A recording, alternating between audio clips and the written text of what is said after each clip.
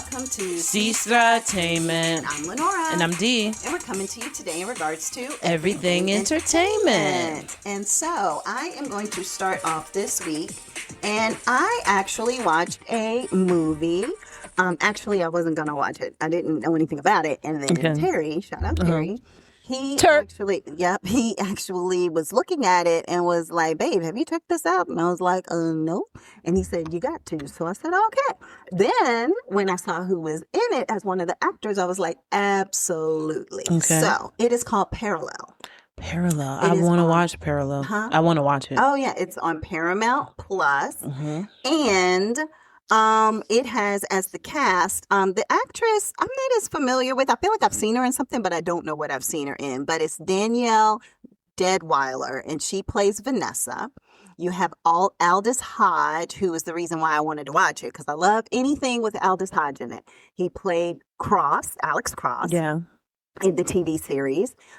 He played Hardison on Leverage. And that's when I first, started watching him. He played in, Black Adam, I did a bunch of different things. Yeah. So he's an excellent actor, in my opinion. And he ain't bad on the ass, to be honest.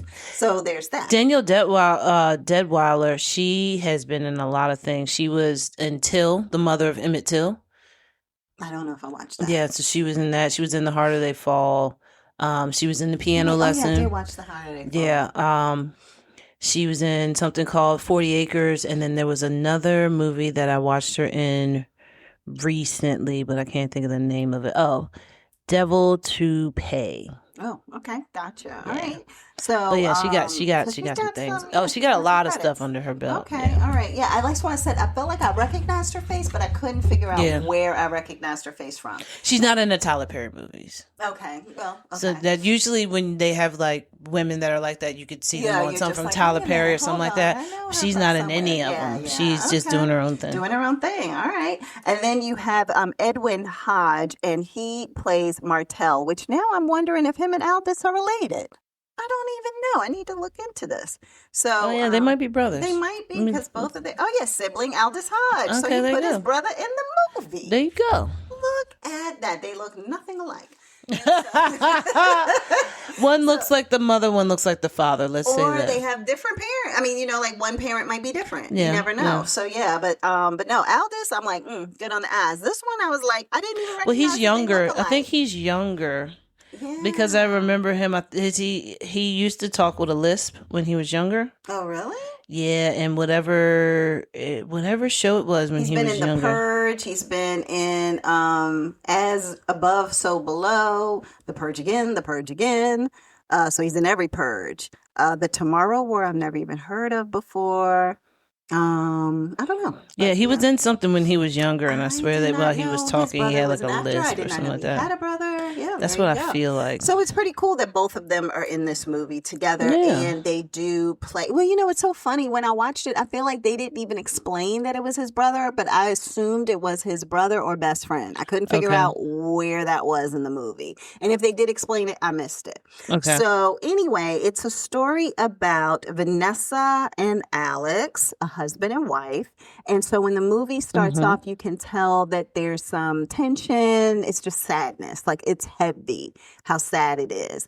And you realize that there's sadness because the couple lost their child. Oh, okay. So you're like, oh, that's terrible. And you come to realize that the mother is blaming herself because of the fact that there was a car accident. Yeah. And she's blaming herself because even though she wasn't in the fault, the way I understand it, somebody ran the light, but because she was driving, she's just, feels guilty. Survivor's remorse, as they say. And so what ends up happening is that she decides, you know what? I just need to get away. You and your brother are all in my business. Y'all asking too many questions. So let me just go ahead. Like, they were trying to get her out of her funk. Like, hey, we're going to dinner. We're getting, they're cooking on the grill. Let's go ahead and eat outside, whatever. And every little thing bothers her, especially if anybody mentions the son's name. But also just, why are y'all acting like nothing happened? Like, and it's been some time that has passed, but yet she's still grieving. So what ends up happening is it's one day she decides, all right, I'm just going to go out in the woods. And she's, they're out in this spacious area anyway. So I'm taking it that she's like a, nature person and goes out with her gun and is planning I don't know what she was planning to shoot, maybe a deer, whatever. So she's out with the gun and she hears rustling and all of this stuff. And she's like, okay. So she pulls out her gun and the scope. And when she looks through it, she sees herself. And she's like, hold up, wait a minute. And then somebody shoots at her. So then she's like, whoa, whoa, whoa. So then she hides behind a tree and she goes and decides that, okay, well, if they're shooting at me, I'm going to shoot at them. I don't know who this is, but she's like totally mind blown at the fact that she stumbled upon herself. This is after she walked around in the woods for a while, felt like she got a little bit lost. And she kept passing by this same exact tree. And she was like, what in the world? It was almost like an archy kind of tree. Like it looked like an arch. It looked weird. Like a hole was in the middle of it or something. And so she was like, what the heck is going on? And so what happens is she ends up getting back home. Now, in the process of her getting back home, she's talking to her husband and, they're going down the same road about, just her not being happy, still being sad. She didn't share with him what she saw in the woods, but he knows that she's sad and he keeps saying like, we just got to, we have to figure out a way to move on. When are you going to forgive me? When are you going to forgive me? Like he kept saying, when are you going to forgive me? And she was like, what do I need to forgive you for? And he was like, I know I was driving the car when our son died. I know this. And then she's like, I was driving the car. He was like, what are you talking about? I was driving the car. Yeah. And it's this whole thing. Confused. And then, right. And then the brother walks in and his hand was hurt from cooking out on the grill or doing something. It was like a lamp or something, a candle on the table, and he burned his hand on the table before she left.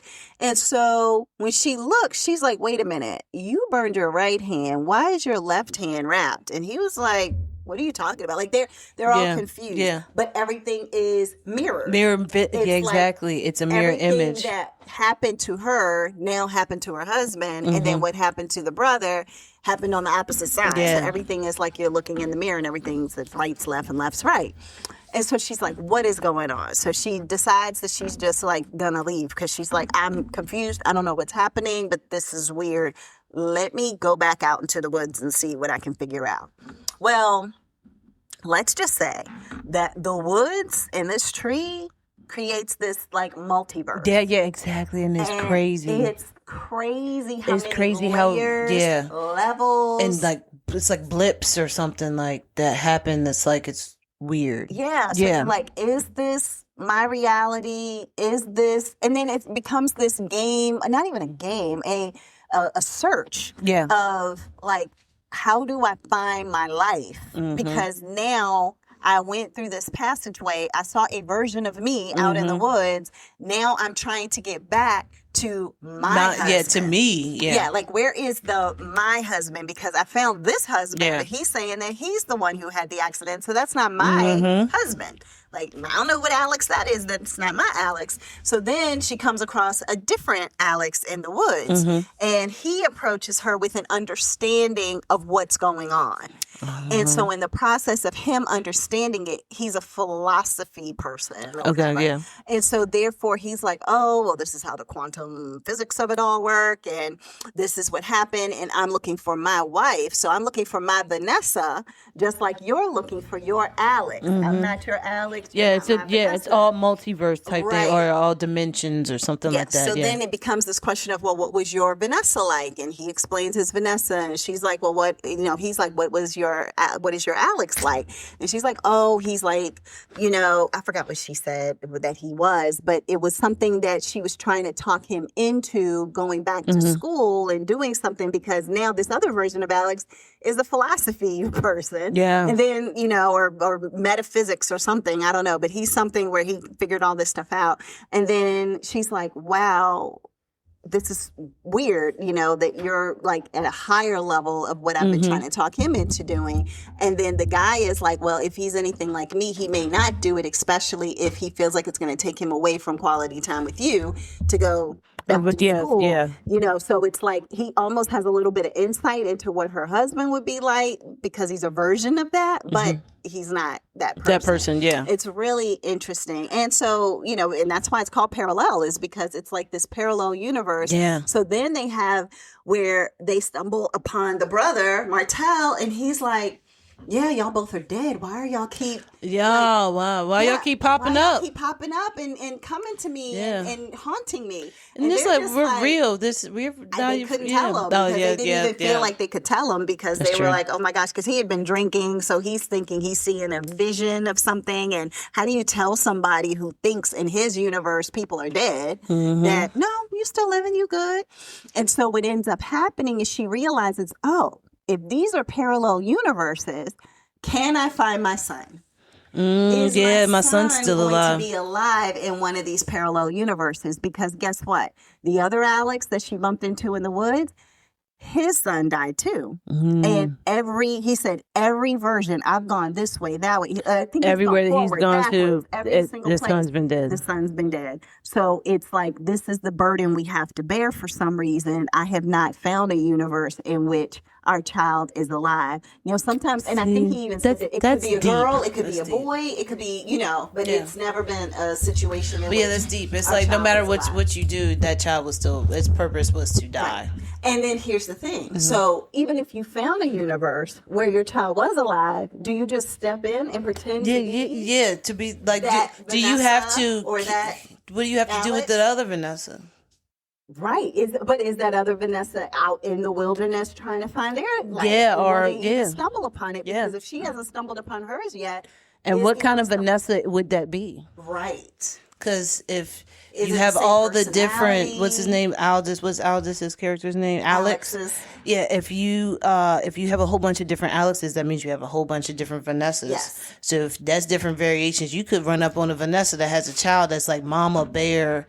You know, feeling. It's like, hold on, wait a second. You look like me, so now I have to kill you before you even come close to me and my child.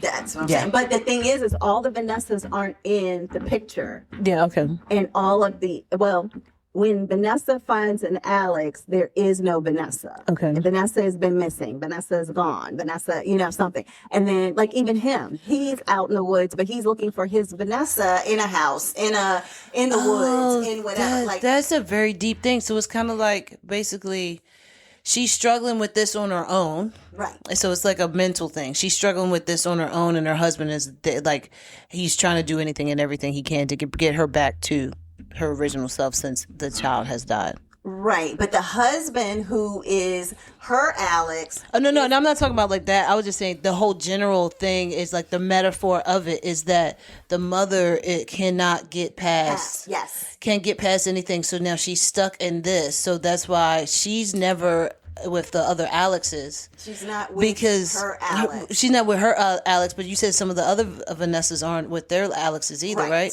So it's because it's the child has died and now we are mourning and going through. But there are some Alexes who are in the wilderness too, like the one that she ran across, who isn't with his Vanessa.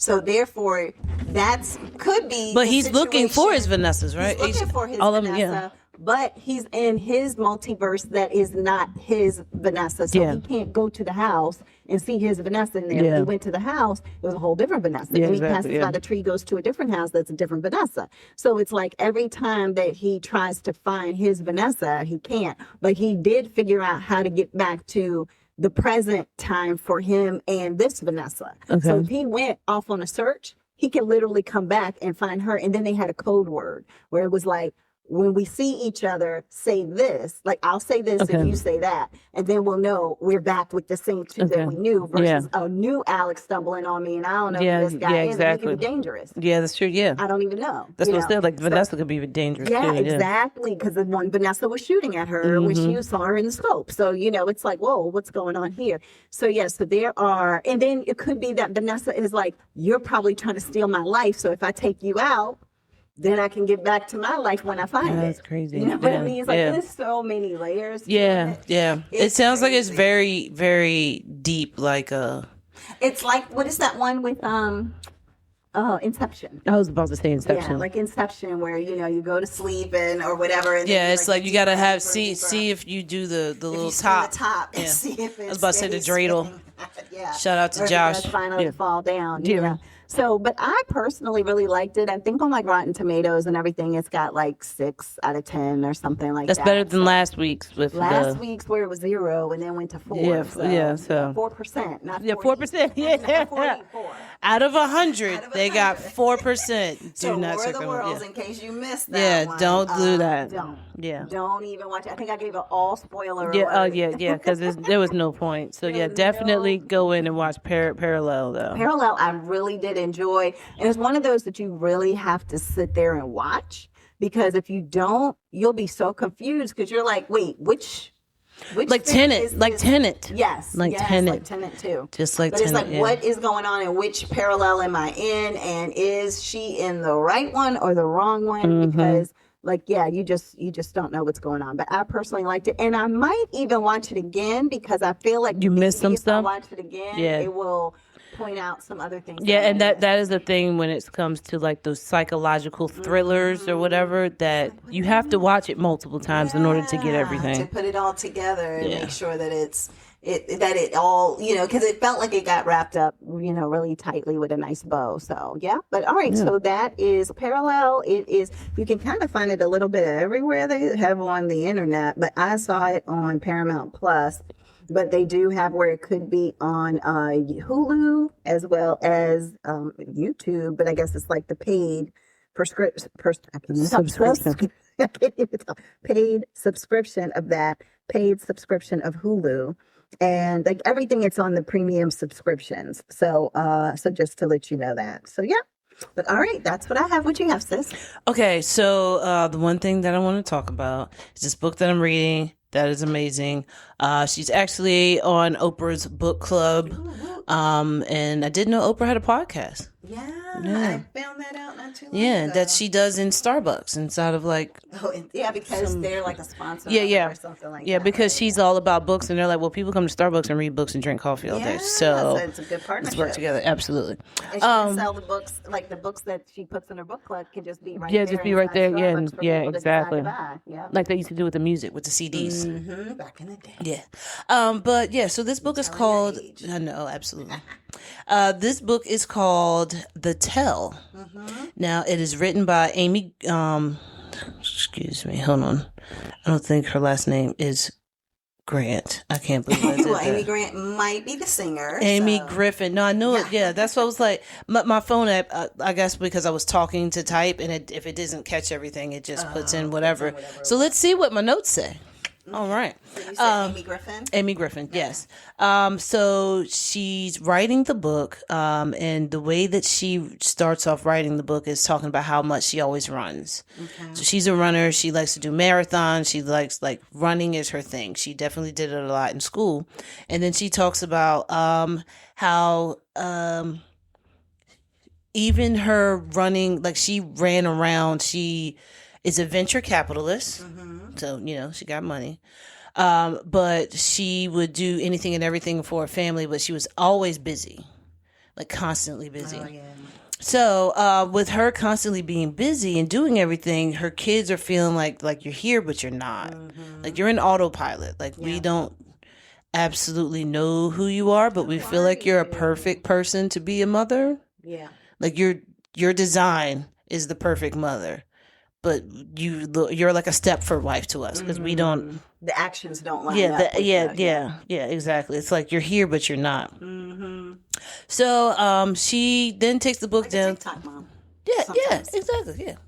Yeah. So then you go through. So she goes through her childhood, and she talks about how she used to leave from her house running every morning, and she would run up to the school, around the school. She says she would never step on the grass. Okay. Around the school and then back to her house. But she was like, it was something that would lingered around that school that like was a thing that she would run laps around the school. Like it was just something that she remembers. She doesn't remember why she was doing it, but she just remembers like constantly doing that. Mm-hmm. So she starts to think back on her childhood, and she was like, well, my childhood was great. She was like, my grandparents, my grandmother, Novi was a woman who, her and her grandfather actually got together, had a little convenience store, I guess, called the Toot and Totem. That's a name. Because when you pull up, you toot, and then they'll tote your groceries out to you. The Toot and Totem. Yes. So, she's talking about how, she remembers that and how her grandmother expanded the stores all through Texas, to get a good amount of stores when they just started off with the grandfather's just one idea. And she talks about how, who her father is and how awesome of a person he is, how awesome of a person her mother is, and then goes into her siblings. So everything that she talks about, it's like picture perfect family. Yeah. It's like, family, 2 kids, 1 dog, or whatever. White picket fence. Yeah, absolutely. And tire swing on the tree. So as she goes into that, she starts to think more about, well, why is it that some things in my life are blocked out? And then also, why is it that I keep running around the school? And she was like, and I'm constantly thinking about this. And she was like, I've never thought about it before. But she said it wasn't until her daughter said, Mom, it's like you're here, but you're not here. So it's like, we don't know you. So, she basically tells about how she was raised and how she tries not to raise her kids the same way that she was raised. Okay. But that didn't happen until after she was really going down this rabbit hole of trying to understand why she keeps dreaming about the school and running around the school. She's constantly thinking of it. And then she's thinking about her kids saying that you're here, but you're not here. Yeah. And she's just so disheveled and all over the place that her husband's like, hey, you know what? I've been going to a lady named Olivia, and she does psychedelic treatment. Microdosing or something? Or I don't know this, but they don't go into this. They don't go into specifics. It's MDMA, but they don't go to specifics of how much she's taking or anything. Okay. So, yes, as she goes and has a meeting with the woman. The woman is telling her, hey, look, I'm just going to answer the questions. If you want to do this, that's on you. I'm not going to push for you to do this. You have to be open and willing to do this. Yeah, so she thought about it for a while, and then she told her husband, okay, yeah, I want to go ahead and do it. Once she did it, then that's when everything came out. That's when she she unlocked doors to where she said when it first started, but it's still part of you. So I feel like that could be something that you're holding on to that is going to cause you to go through life certain ways. Yeah. So, when she says she takes the pill, she asks Olivia, how long does it take? Olivia said about 30 minutes, and she said 5 minutes later. Mm-hmm. She was in the bathroom in her school, and she was like, why is he here? And Olivia was like, okay, what are you seeing? Like, tell me what you're seeing. Tell me about it. So Olivia's taking the notes down as she's talking. So she's not, she's helping her see vividly what's going on by saying, okay, so if you look to the right, what do you see? If you look to the left, what do you see? And now, so Olivia is writing all of the information from her brain into Olivia's hand. So, but she's like, I see my teacher. And then she goes into how she's felt like she was in the bathroom and she could see the sexual assault that the teacher did to her. So she said, it's not like I was there. She said, I was just there. I wasn't in it. I couldn't feel anything. It wasn't like a something I remember. It was like seeing a movie or something. Watching it from afar. And she's like, so then she starts to look around and she's like, no, the sinks are there. Like, she's like, I could see that, see the door, and I remember the door, and I remember the cold tile, and blah, blah, blah, blah, blah. And then from there, it just opens up doors to her now starting to get more and more memories that come to her as she goes around and starts to ask questions about, trying to understand exactly what happened. She was like, am I the only one? Did this happen to anybody else? Right. He's a teacher at the school, and he was creepy to all the young girls, but nobody said anything about it because she said in Amarillo, Texas, it's just boys will be boys. Nobody paid attention to anything. It's like you see it, but you don't say anything because you have no idea what that could do to the family. So, So it's that whole journey. It's her being able to understand herself. So it's like it's very emotional book. Like it's very very dear to me. It was definitely an awesome book. Like you can understand that when you don't have some memories from when you're younger and how powerful it is when you unlock them, and now that you are remembering things that traumatized you to make you the being that you are now. Because she became a person not even knowing what she didn't remember. Yes, but was it unlocked, and she remembered it, putting pieces together of different decisions she made, or actions she took, absolutely. And then it was like she said, I constantly kept busy. She said, because what happened was when that traumatic thing was happening to her, what she did was her brain blocked it out and only saw the good of her school year. Okay. It didn't hold on to that. Trauma. But she was just pushing it down so much that now it's hidden and locked away.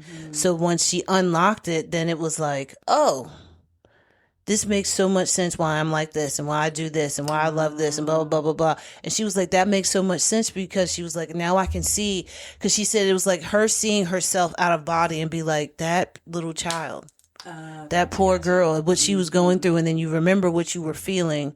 And then it's like from I guess from there, then she was just trying to make sure, excuse me, she got the right information and that this was not a drug trip. Right, because that's what I was going to ask. Is like, how do you know in those situations that this is something real versus something that is like, no, you're hallucinating. That's what you do. Exactly. And so throughout the book, she definitely goes through it. So she asks questions. She gets lawyers. She asks friends. Other people. Yeah. So but now what she has to do is, how it starts off is that she has to be open enough to be able to tell other people. Yeah. Because you're just finding this out yourself. Yeah, because you put it all away. All the years since you were in high school to process it. So now you're like, wait, I'm just realizing what happened. Now I have to probably pretty quickly feel comfortable to talk about it. If because I'm going to go down this path. Exactly, because it's not only going to affect her, it's going to affect her husband, her kids, her parents, her sister, everybody, even the people who went to the school. Everybody went to school. And is the guy still living? Yeah, exactly. So it's a whole thing when it comes into that. But the main thing that that I do like was some of the things that she was saying. Like, she definitely has some great quotes in there that like people have told her. Okay. Which I'm pretty sure, like, I guess I don't know a lot of people that I hang around that have quotes from philosophers or whatever. You know, I don't know people who just like, hey, Socrates and Aristotle. I don't know anybody who's just going to be like, hey, one star can make a difference in the gravitational pull of the earth, and you were that star. Like, I don't have, like, nobody's ever said that, but I'm just saying, I don't have those friends. I don't think I have those friends. Yeah. Either. Well, maybe one. Yeah, Toby. Yeah. Exactly. Baby Bones. Yeah. But then it was a lot of those moments. It was a lot of moments that I could see, like the relationship between me and Mom, where I was like, okay, see, I could see that. And then it's also like, all right, so now how do I see how their situation is, and me not trying to put my own situation and make it be like, well, maybe this is normal, and trying to find normalcy for myself to things that like, how understanding how a mother would feel with that, being like, oh my God, like I did everything I could to protect you. Like, I don't understand how this could happen. What was I doing? Where was my head at? Was I paying too much attention to your sister because she was behind her schoolwork? So that's why you got attention over here, blah, blah, blah. So her mother going down that rabbit hole was like, okay, so I can understand Mom going down like a rabbit hole and trying to figure out stuff. But then also, she does get some good information in order for her to be able to make sure that she did have, in order for her to be able to make sure she did have all of the correct information. Okay. Her mom called her and was like, hey, they're about to do something at the school, so if you want to come by, so you could, see it or whatever, then, come by, but better sooner than later.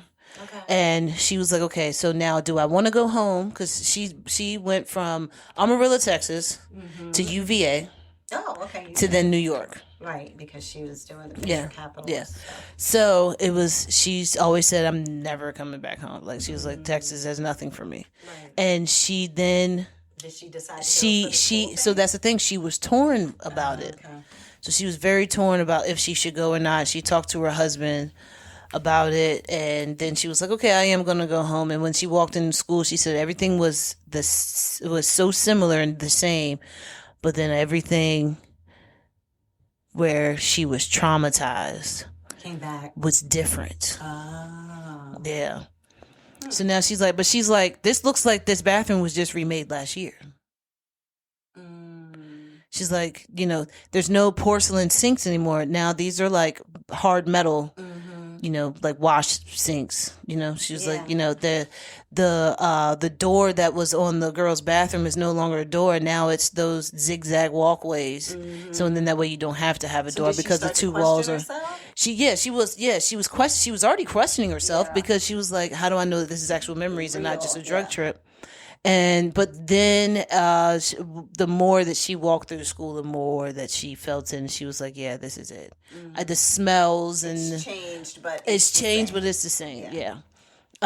So her talking to friends, her talking to family, definitely helped her. And because of the fact that she was very open and honest about it, I feel like that was great for her to have that support system of her family. Because I feel like if she was going to hold it in, then her family would probably just been like, you are acting so irrational, more so than normal. And we don't know what's wrong with you. So you need to tighten up. And if she couldn't get it out to be able to tell her situation of what happened, then she probably would lose her family, actually, go down this whole rabbit hole. But when I tell you this is a good book, it is a great book.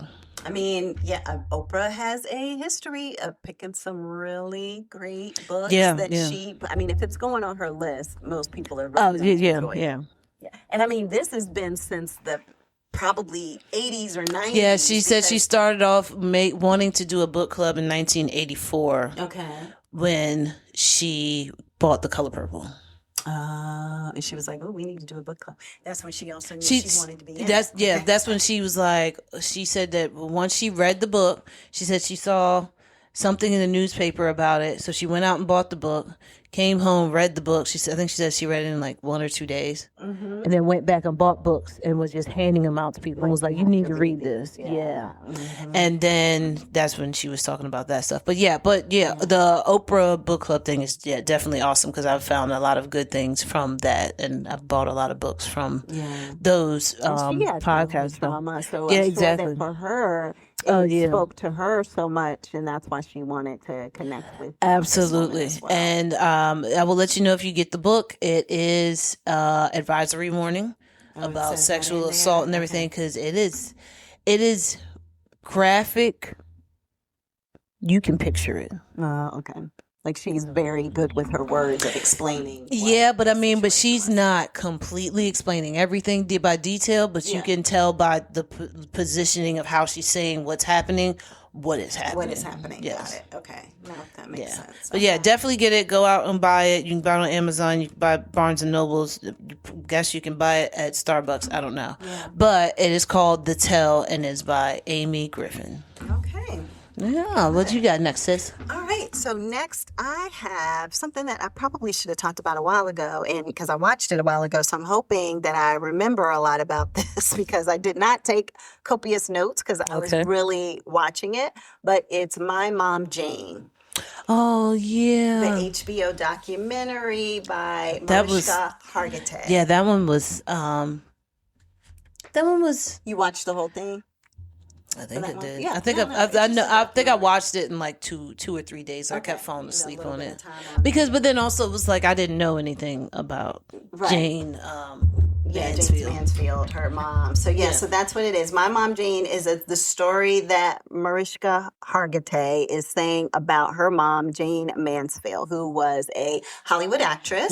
So when you think of like your Marilyn Monroe's and your they were a competition between each other, right? A little or bit, this is what they wanted to see on screen. Yes, they wanted her to emulate Marilyn Monroe. Yeah. And Marilyn Monroe passed away during the time that Jayne Mansfield was growing in her career. And one of the things is that, which Mariska talks about, is like how she could not stand how her mom would fake that high-pitched voice and just so sweet and so kind and all of that. Because she was like, Mom did not act like that when she was at home. So, and she was like 3 or 4 when her mom passed away, so she barely remembers, but her brothers definitely remember that she was like that. And they were like, no, that was not Mom at all. She literally put on a show. Yeah, like they were like, she blonde. hated it, but that was what was going to work for her for what she wanted to do. Yes, exactly. But then I feel like that was also Marilyn Monroe at the same time. Yeah, because with Jayne Mansfield, the difference too was that she was super smart. She taught herself how to play instruments. Yeah, she was playing the violin and all these different things. So she was like really smart, piano, violin, everything, but so smart enough to know she had to fake this type of persona. Smart enough to know she got to be dumb. Yes, exactly. Sexy and dumb. That's what she had to be. Yeah. So let me get back to the beginning, though. So this is about Mariska Hargitay, who everybody probably knows. Well, you at least know her face if you don't know her name, because she is on Law & Order SVU. Yes. Law & Order SVU is one of the longest running drama series out there. I don't know what other than... I don't even know what else has lasted longer than SVU. I think it's at 20... I don't even know how many I think years. The Simpsons probably is the only thing that's lasted. That's not drama, though. No, it's not drama, but I mean, I feel like these are one of you them. have like 60 Minutes and stuff like that have been on forever, too. I don't count those. That's news. Even your soap operas, like those types of things have been on for years and years, since like black and white TV and everything. Yeah, right. CBS is where it's at. Yeah, apparently exactly. With soap operas. Yeah. I mean, Miss Chandler. Yeah, anyway. So anyway, what it is that it starts off really with like Mariska Hargitay talking about how she really didn't remember her mom. Mm-hmm. She would constantly have people come up to her and talk to her about her mom. Mm-hmm. And she was like, I'm not connected. Like I'm not really as... people would say, oh, I have this from your mom, or, oh, I wrote her a letter and she wrote me back, or I just remember when she passed away and I'm so sorry, and all these different, things that Mariska just doesn't really relate to, because she was like, I didn't really remember her or know her, and I'm good. Like, I appreciate that. Mm-hmm. I don't need this. Yes, she didn't have that level of attachment that people might assume she would, thinking probably that she was older than she was too when her mom passed away. And so for anybody who isn't aware, her mom passed away in a tragic situation, which was that they were in a car. They were traveling, I think it was like from Vegas to California, or California to Vegas, or something like that. They were behind like a truck, like a, I don't know, box truck or a tractor trailer type truck. But there was bad weather and foggy and things like that. And so long story short, the truck put on brakes, but the driver of the car didn't realize or react in time. She was sitting in the front. And they literally kind of went... Were they arguing? Not at that moment, I don't think. Okay. But there was a situation. They said that the brother said that the mom had just looked back and had talked to him about something, or asked him a question, or told him he could take a nap or something like that.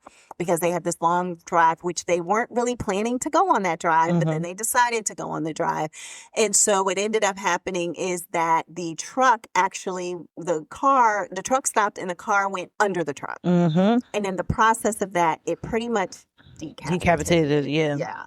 And so they said that, but didn't Mariska say that she was underneath the seat? Yeah. So what happened is that this whole tragedy happened. The brothers, she had 2 older brothers. They were in the car as well. In the back, they had laid down to take a nap. Yeah. So therefore, they weren't sitting up or anything like that. And not to say that they were old enough that it. But they would have like at least flown up close to up towards the windshield. Yeah, they would, if not into the windshield. And so what ended up happening was that the police came. All this stuff happened, and they ended up being in a police car. And then one of the brothers was like, "Where's Mariska?" Mariska. And they were like, who's Mariska? They're like, our little baby sister. And they were like, oh my God, is that baby still in the car with the mom? And so then they went back. And in the process of going back, that's when they found that Mariska, the 3-year-old, had flown underneath the seat. And they said that she hadn't cried or anything all that time. All that time she was just there. And so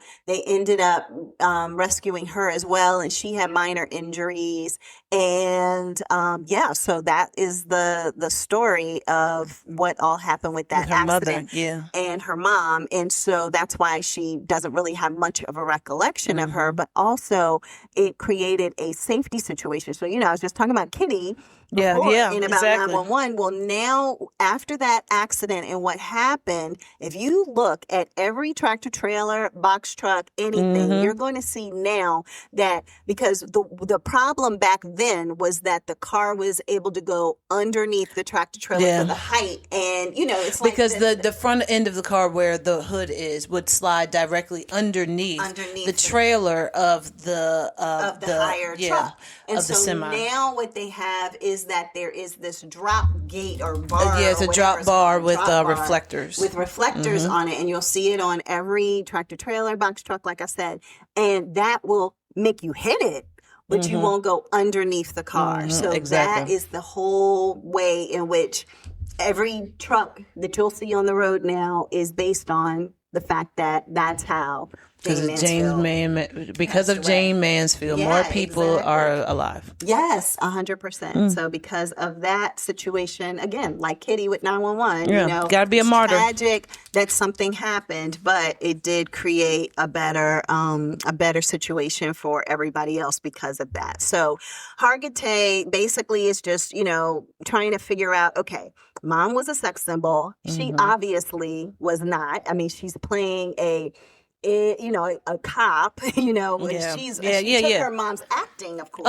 But that was it. She's like, nope, I got my pants on. I'm not even wearing a skirt or dress. I am like so far from a sex symbol. So it's almost like she did that intentionally. Like if I'm going to act, I'm going to be the opposite of that fake lady that I was like that I knew when I was little. Right, exactly. And so it says here that, because I'm looking back at some of the information that I have here, she had 2 brothers and a sister. Her sister was the oldest, and she was from a different father. Okay. So she has the sister from one father, the 2 brothers and herself are from the other father, so she thinks. So that's a whole rabbit hole. That was a whole thing, and I was like, okay. Wait, how is this and this? Like, it goes down a whole other path. Yeah, and then I was like, wait, so how did we get here now? So now this isn't this, but now this is this? Yes. Okay, and then wait, what is her name? Because I heard her name was 2 different things now. So because she would be Maria. Yeah, Maria. And she was Mariska. Yeah. And so come to find out what happened is that I think on her birth certificate, she's Maria. That's the name that they gave her, even though her brothers all have interesting names. Like, they don't have your typical name. Yeah. They have the Hungarian names. Yeah, exactly. And so what happened is for the Hargitay side, the mother-in-law was like, she needs to have a Hungarian name, and so that's where Mariska came from, and that's what she stuck with. But when she was on TV with her mom, when she was about 3 years old, not long before her mom passed away, the person who was interviewing her mom was like, oh, so, asking each of the kids what their name was, and she was like, Maria. It's like, that's what she, this is Maria. It's like, Maria? Yeah. It's like, then who is Mariska? Right, exactly. How do you solve a problem like Maria? You name her Mariska. Bam, done. That's a quote from the West Side Story. Yes, you'll have to learn how to spell it. But so but what ends up happening is what I like is that they do have it where it's not just about her, it's about her siblings as well. Yeah. It's about their siblings were emotional when they were talking about their mother. Because they remember her too. Yeah. So they are emotional, and although they didn't like when she faked, the accent not the accent, the voice and all of that, they really love their mom, and you can almost tell that they're happy that Mariska's finally coming around and wanting to know more, but at the same time, they're a little like, I don't want to keep opening this door either, exactly. because of the emotions that come along and then with because of the other things too. So it's a whole lot into that. This one story turns into multiple stories. Yes. It talks about all of her marriages. It talks about her leaving one, husband because she wants to pursue her dream. Like the oldest daughter's father, she was married to him. They were living in Texas, and she was like, I want to become an actress. So he took her to California and turned around and went back home, but left her and the daughter in Hollywood and just said, okay, give it a try and see what happens. And then she had a lot of affairs too. Oh my gosh, she had a ton. But I feel like she was so smart that she was like, this is what I have to do in order to get what I need to do to get. Yeah, but I think she was also somebody who probably had a little bit of low self-esteem and felt like she daddy needed issues. to, like, she loved love. Yeah, there you go. I think she loved love and being in love and having a man doting all over her, and all of that, and showering her with gifts and those types of things. So I think that she just loved love and that feeling initially. And when it starts to wear down, she's like, all right, where's my next fix for more of a feeling of love kind of thing. Passion. Let's just say that. Lust and passion. And so, a few husbands, multiple affairs. One with a photographer who would take pictures of her and her husband. Yeah. And I was just like, how did that happen? Yeah. It's a bunch of different scenarios and things that were going on with that situation. And I was just like, okay.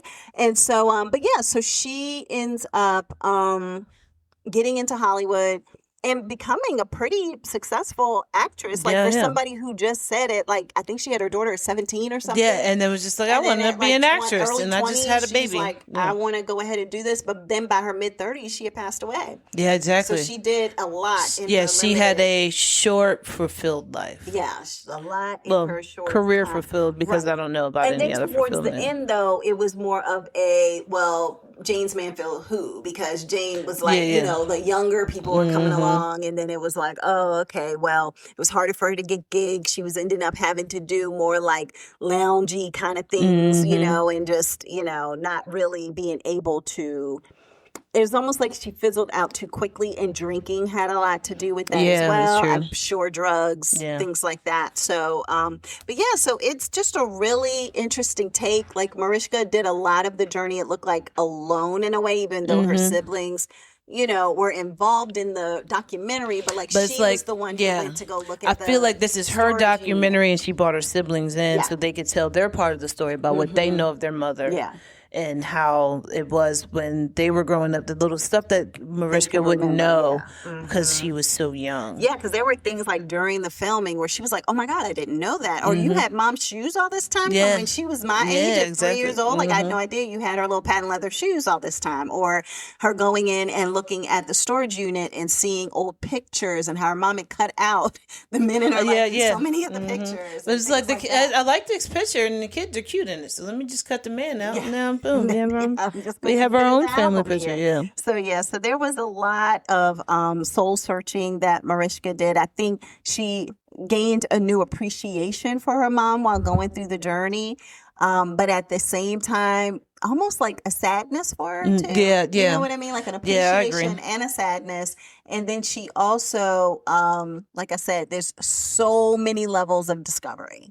So many levels of discovery in this, to include her own. So, on that note, I think that's all I can share without spoiling anything for that particular, movie. But it is called, hold on, My Mom Jayne. It's on HBO Max, and it is, I think it's still playing on there. And again, it's just the story of Mariska Hargitay it's just, and Mom Jayne nice documentary. Yeah, it is. I really enjoyed watching it. It felt like a quick watch too. It didn't feel. I mean, well, you kept sleeping through it.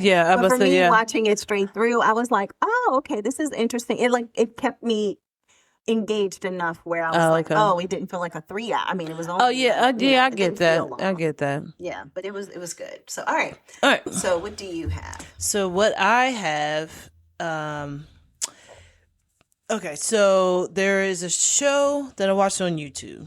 Okay.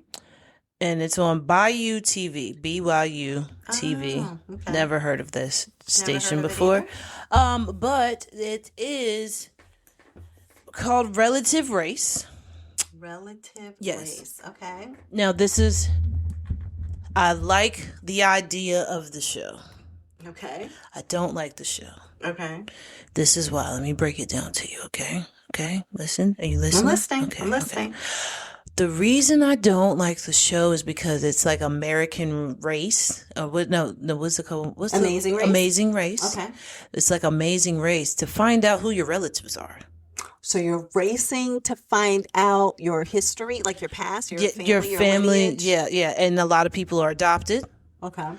Some people, they just don't you were just like only swap with, your mouth and get your results? And yeah, basically. So how I kind of saw it was like they went down the ancestry, like every leaf or whatever would be a clue for them. That's how the show is put together, but it's 10 episodes for us each season. How many seasons are there? I watched season 5 on YouTube. What? Yeah, I can't find out where you can watch it on. Okay. I guess it's just the Bayou TV app or something like that. Maybe it's on Freevee or something, but I did find it on YouTube. But maybe it's a Bayou original. Like they would have. It definitely original. Is. And you whoever wins gets $50,000. Okay. I don't know how you win because you found out your history first. No, because it's like you're having a little bit of a struggle here. Because the show, that's what I said, the show is such an amazing concept.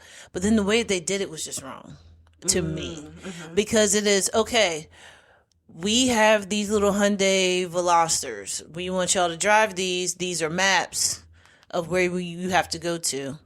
But first, before you can get the keys, I need you to go over here, and now you have to put a blindfold on, and you're going to stand in this area and take these little paintballs and throw them at each other. But you're blindfolded, so you don't know where anybody is, and your partner is going to have to direct you.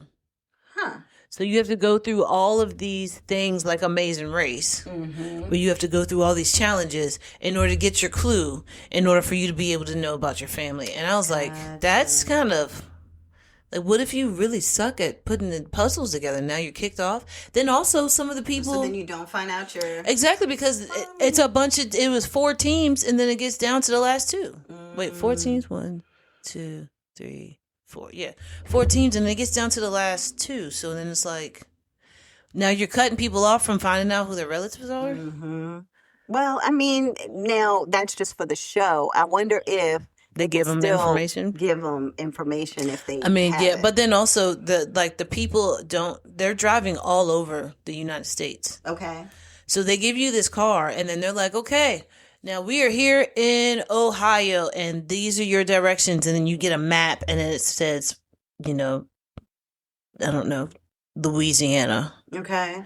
Or no, we'll say like the bottom of Florida. Mm-hmm. And then it's like, oh, okay, so now we got to go to the bottom of Florida. It's like, yeah, it's a 17-hour trip. And once you get down there, then you meet a relative. So it's like, oh, okay, so I'm driving 17 hours. I did not know. Well, I guess it's actually not a fact, but I know, how a lot of black people have a lot of cousins because we try to know who is who. Right, yeah. I've never seen so many white people with cousins on this show. It's like, yeah, I'm your cousin. I was like, I thought like with other families, they're not that close when it comes to older generations. Usually it's like the families okay, I graduated college, so now I'm moving here, and this is where I'm starting my family. Mm-hmm. And they have kids, and those kids are like, okay, I graduated, and I'm going over here to do my family. It's like, yeah, you do have cousins, but you're never going to meet them. Like, you'll meet them maybe once, one time at Christmas or something like that, where there are other families that are like, that get together more. Yeah. So it was just weird to me. So you're saying that the white family members would get together with the black family members all the time? Or that they were just meeting each other? No, it's okay. So, don't worry about it. Maybe I just went down a whole tism tantrum or something. I don't know. But it was just that everything was, I'm your cousin. I'm your cousin. Oh, I'm your cousin. As they're going around discovering everything. Yeah. But then it would be like one of the episodes, it was like, oh, y'all don't have licenses, so now we have somebody who's going to drive you around. Oh, and by the way, this is your father.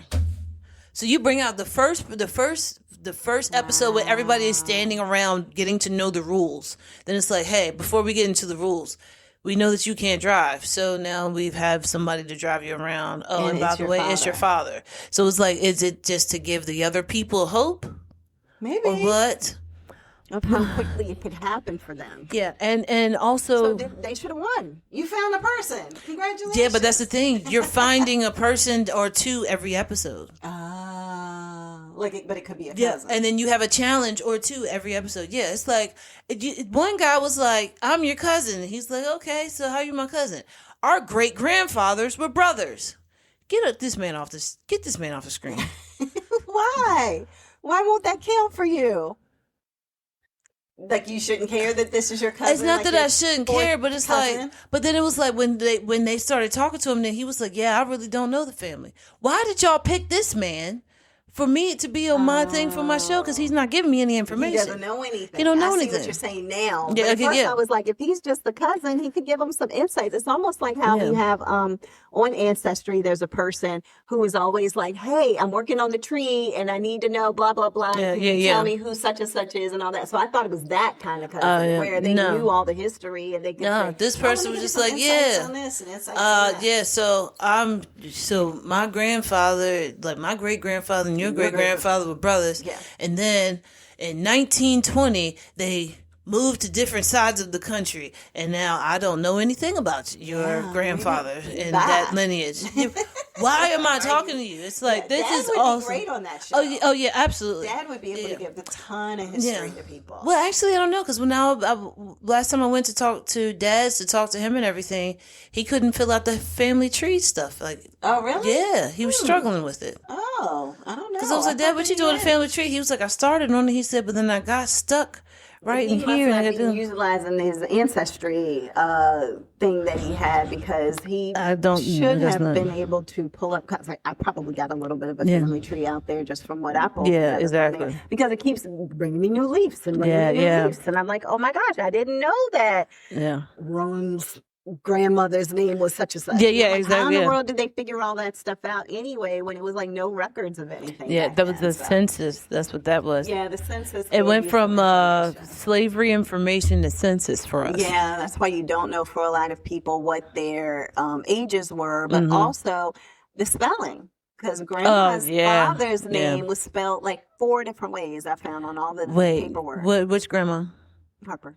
Oh, Roan? Mm-hmm. How was it spelled? Rome? It was Rome. It was Roan with an N at the end, an E at the end. It's like a whole bunch of. So it's like Grandma had daddy issues and didn't even realize it because Grandpa, his name was Stom or Stone, and they call him Stone. They called him all these other names except for his actual name. Yeah, it's a lot. It's a lot. Yeah. So, anywho. But yeah, okay. Yeah. But no, it is good concept. But I feel like you are literally dangling, hey, I have information about your family. Mm-hmm. You want to get it? Well, guess what? Now you have to take, this is a human Tetris, and I need you to take this Tetris and put it all together and make a cube. I don't care if it takes you 6 hours. You're not getting this until you do it. Yeah. So, and the thing is that they're all... But they knew what they were signing up for, so... Yeah, but I mean you don't know everything that you sign up for. You know, they'll probably tell you, hey, there's going to be a show where you'll be able to find your relatives, and there'll be some like little games, and you get cash prize. Right. But they don't tell you, oh, yeah, you're going to meet 45 of your great-great cousins. And we probably won't find your mother or your father. Yeah. So there's that. You probably won't come away with it any better than you were. Yeah, they don't tell you, But, I mean, that's a lot of game shows when you think about it. I mean, that's really what this is. Yeah, It's about your relatives, but it's really a game show. So, I get that. You know, it's like, if you get it, you get it. If you don't, you don't. You can research it yourself. You can go to Mr. Gates, and he'll help you to find your lineage. So it's go to PBS or whatever. So yeah, it's I like it. Mm-hmm. I just didn't like how it was all folded out. But the one thing that I did like was that there were 2 sisters that were not sisters. They were adopted. Okay. From a lady, and I think that they were like 2 or 3 years apart. So they were raised together like sisters from this one lady. Mm. And now they're going through this together. So now they walk up and they say, who are you related to? Like, are you're related to one of us? Which one of us are you related to? Mm-hmm. So then there's a husband and a wife. And both of them, they're trying to get information about their family. Like one of them, one of the guys, his father had passed away. And he knew nothing about his father's side of the family. Okay. So now he's getting to know his father's side of the family by meeting them. And then there are these twins, and all they know is their mother, and their mother just was kind of estranged from the rest of the family. So now they're getting to know the rest of the family, basically for their mother, because their mother she never felt included with her family. She was like the black sheep or whatever. So I mean, that's what I say. I like the concept of it, but it just needs some tweaking. Yeah, it just didn't. But then also but it's been five seasons. So but yeah. And then it's like there was one, like I looked it up and I can find seasons, and some of them go back to like 2016, then it's 2020. Mm-hmm. So I don't know. It doesn't say when the show has ended. Okay. So I don't know if it's still going on. It may still be happening. Yeah, but I know that YouTube is where I found it. Okay. So look that up. It's called Relative Race. Mm-hmm. On YouTube. Okay. Not Amazing Race. No, Relative Race. You could think it's Amazing Race because it's similar, but got it. Yeah. But they're not traveling all over the world to find it. No, you're traveling all over the United States. Gotcha. Yeah. All right. Yeah. So sounds that's all good. I just wanted to share one hot topic. Which is that Danielle Spencer passed away, who played Dee on What's Happening. Dun, dun, yeah. Oh, what happened? Yeah. So what's happening with Raj and Mom, I can't breathe, because she would hug. I've only seen like maybe a few episodes, like while getting my hair done. Time. Oh, absolutely, 100%, because it only ran from 1976 to 1979, which I cannot believe that it was only 3 years. As much as that show has been in the culture of Black people, like I just can't believe that that's true. For such a short period of time, and it's still. I wonder how many. I wonder how many episodes was in that they recorded in like a year. 20 every season or something. Yeah, like it hasn't been a lot. It had to be a lot, because I think it doesn't go into syndication until you hit 100. Oh, okay. Well, at least that's how it used to be now. But I don't know if that's. Well, I mean, that's how it has been. But I don't know back in the 70s if it was 100. Yeah, it was just like 50. It could have been. We need to fill this spot, so let's put on some. Yeah, some reruns. But she was, of course, known for her role as Dee on What's Happening. She came back for the sequel of What's Happening Now. The thing about her is she would be so quick-witted. She had such amazing lines that she delivered perfectly as a child actress. Yeah. You never heard anything about her. She never got any trouble. And actually, once she got out of acting with all of that, she decided, I'm going to become a veterinarian. Yeah, that's what's up. And so she ended up becoming a veterinarian in Richmond, Virginia. Oh, get out of here. Never knew that. Yep. And she ended up being in Richmond as a vet until she passed away at Chippenham Hospital on the 11th. Man. On the 11th of August. And so she passed away from cancer. She had a battle with cancer. And so she was 60 years old. So I just wanted to give her a shout out of rest in peace, because of the fact that she had because I've always wondered, like, people who were famous at some point, I'm like, but how do you, that money is gone. Like the I'm sure royalty checks, if you even got any, because the contracts were horrible back then, it's like 15 cents every 2 months.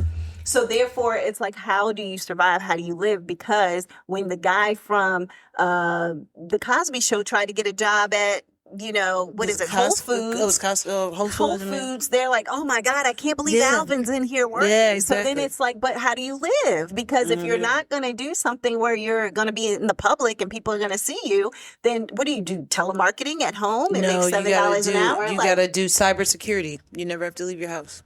I don't know, but then you have to learn that skill. You have to do, but I'm saying you have to pick up a skill. Yeah. And so for her to be able to say, look, I've always wanted to work with animals. I'm just going to become a vet. I'm going to go to UCLA or Tuskegee or wherever she went, because she went to both of those schools and decided to just, that's where she got it. Tuskegee, she got her Doctor of Veterinary Medicine degree. And yeah, said, okay, I'm going to be a vet. And now people can bring their vet to D. I mean, that's awesome though. But that is because then I never know she was here. Yeah, and in a way, it's like, it's awesome that, she took that upon herself. But then you have people who, it's not a stigma with that. Like you being at Whole Foods, it's like, exactly. You're a doctor though. Yeah, you're a doctor, great, But and it's like, we need to care what people think. But I feel like with that is that there is a whole stigma of putting people on a pedestal, right? When they are on TV. Right, and not, because that's like just there's still people. Yeah, there's still people working a job. Right. Only thing is, you're seeing them do their job. Yeah. It's not like you're going to see the barista at Starbucks all day, every day. Yeah, right. but you see them. That's the part that I just wish that for people who were actors that they shouldn't have to feel like I got to put on airs and persona and act like I'm all in and all that. You haven't seen me since the 70s. Of course, I'm not still living off of that money. And so I just feel like there's a lot of B-rated or C-rated or D-rated actors, for that matter, who probably are struggling. Yeah, they're trying to figure out something else, or they're making podcasts or doing OnlyFans or something. I don't know. OnlyFans. So anyway, I mean, yeah. They might be popping balloons on pieces of cake for old men. Cake. Yeah. With thongs on. I don't know. Yeah, we will never know. We will never know. That is it for this week's episode of Sestra-Tainment. Y'all have an amazing week, and we'll talk again later. Bye.